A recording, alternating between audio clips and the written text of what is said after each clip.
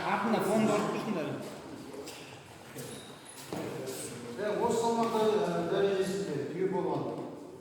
Ләпбаев Ақжол екінші орынмен медальмен марапатталды. Өзің дайынсың.